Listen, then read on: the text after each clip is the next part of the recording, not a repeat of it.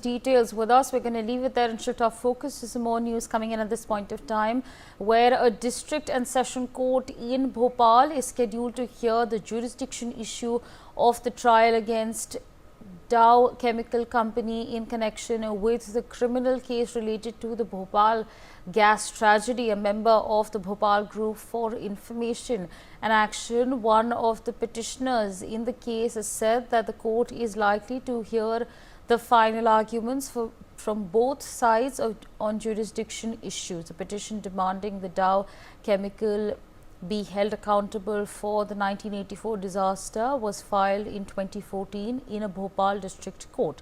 Since then, Dow Chemical USA has been sent as many as 7 summons for appearance in the criminal matter.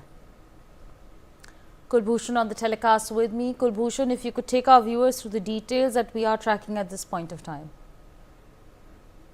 देखिए, gas त्रासदी मामले को लेकर भोपाल में एक याचिका दायर की गई थी और इस मामले की अगर बात की जाए तो 2014 में ये भोपाल की जिला अदालत में एक याचिका दायर की गई थी, जिसमें अमेरिका की जो कंपनी है डाउ कंपनी, उनके खिलाफ ये पूरे मामले पर सख्त कार्रवाई के दिशा निर्देश दिए गए थे, क्योंकि 1984 में जो गैस त्रासदी कांड भोपाल में हुआ था, जिसमें हजारों लोगों की मृत्यु हुई थी और लाखों लोग जो है इससे त्रस्त हुए थे, इसकी गैस की चपेट में आए थे, जिसके बाद तरह तरह की जो बीमारियां हैं वो उनके शरीर में देखी गई थी।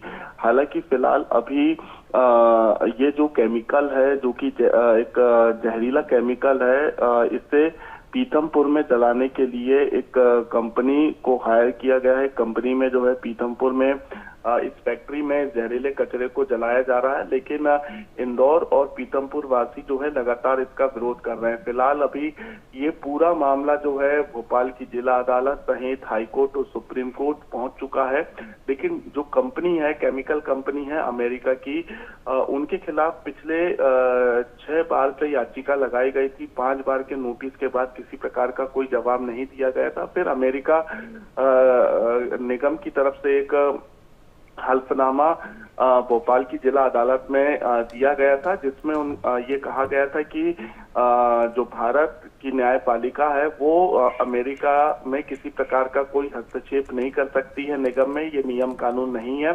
अब देखने वाली बात होगी कि इस पूरे मामले पर जब आज सुनवाई होती है तो क्या कुछ जो है डिसीजन दिया जाएगा।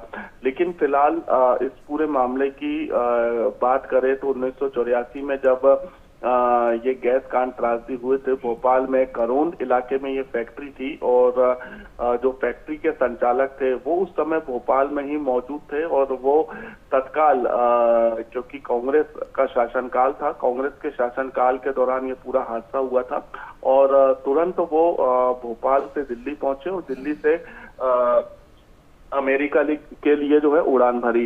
लेकिन फिलहाल अभी तक जो है किसी प्रकार का ठोस निर्णय जो कि फैक्ट्री के संचालक है, केमिकल जो कि रासायनिक केमिकल था जो जहरीला था, उनके खिलाफ कोई ऐसा अभी तक फैसला नहीं हुआ है। तो अब देखने वाली बात होगी कि आज भोपाल की जिला अदालत जो है क्या कुछ फैसला सुनाती है।